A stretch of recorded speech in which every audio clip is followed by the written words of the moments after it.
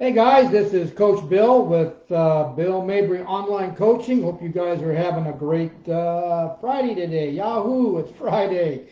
I want to get on here real quick, guys, and give you an update on my second day of doing a long or extended fast, and how it affected my training. Now, those of you that follow me know that Emily and I do interval training, and we train very heavy on our one workout plan. We have two workout plans, and we fluctuate or we rotate around them. But this week is our heavy week, and so we're working out 6 days a week, and we're doing interval strength training, which means that for every main body part, we're doing a max set that is included in those all five of those sets. But anyway, so what I decided to do this week is like on Tuesday. Now we do alternate day fasting, but what that means is that technically, guys, I'm fasting every day. So those of you who are skeptics out there or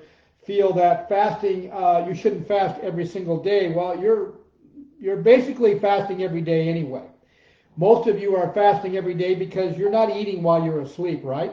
So we have to be honest about this. So yeah, we're doing intermittent fasting every day. So for Emily and I, what we mean by alternate day fasting, our higher calorie days are Mondays, Wednesdays, Fridays, Sundays is whatever day. And so on Monday, Wednesdays, and Fridays, we are doing higher calories and higher amounts of protein. And we're also doing intermittent fasting those days also, because we don't have our first meal until about 11 or 11:30 or 12 when we're done working out. So average, we probably do 17 or 18-hour fasting. But our fasting days are Tuesdays, Thursdays, and Saturdays, and normally we're Tuesdays at 24 hours, Thursday at 24 hours, and Saturday at 20 hours when we don't, and we're doing true fasting.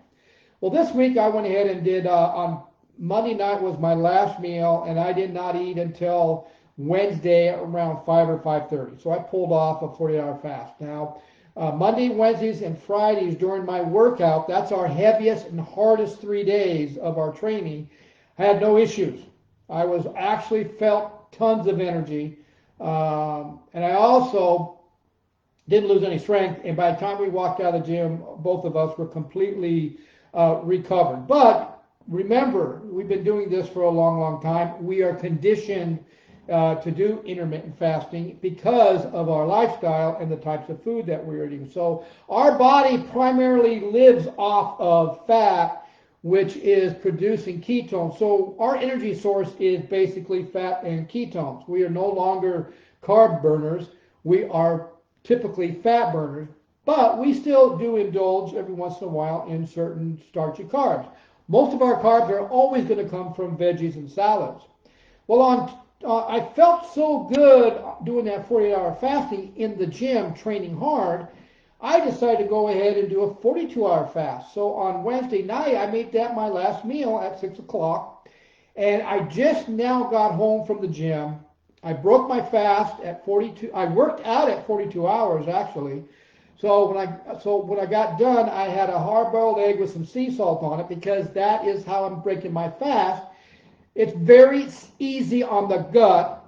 It's got protein in it, but a low amount, and it's got some good high fat in there as well. And the egg yolk itself has got some nutrients. And the biggest thing is it's very easy to digest for the body to start to digest. So it's not going to hammer my gut after coming off of a longer fast. And that's the key when you're doing these longer fasting, is what you consume to break your fast. So now I'll wait an hour, and then I'm going to have myself my what I call my fat protein drink, which is going to have around 40 to 50 grams of protein in it.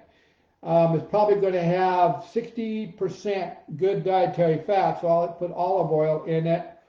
And then I'm going to have some chia seeds in it, avocado, which is another great source of fat. I put collagen in it also, and I put 2 scoops of my protein powder. I do bone broth. I've gotten away from veggie protein powders because of the carbs in it. So now I'm doing bone broth, and I'm doing collagen in my protein drink. And so I pulled off these two long-term fasting and something. So when I went to the gym this morning, I actually had a couple guys come up to me and say, "Yeah, you're getting a little bigger." And I said, "No, not really. I've lost some more body fat." And they said, "No, you're getting a little bigger." And I said, "No, you have to understand is as you lose body fat and you're training hard you're still adding lean muscle, but it's a little deceiving when you're actually burning the body fat." Okay. So guys, this is kind of gives you an idea how well these longer fasting works with hormones, as far as my growth hormones and my testosterone and all those muscle building hormones. So I'm not depleting any muscle at all. I'm actually activating the hormones that actually help build lean muscle. And that's why, as seniors, we're able to do this and keep the body fat off and burn body fat. Okay? Hope you guys enjoyed this video. We'll see you guys at the next video. Have a great day.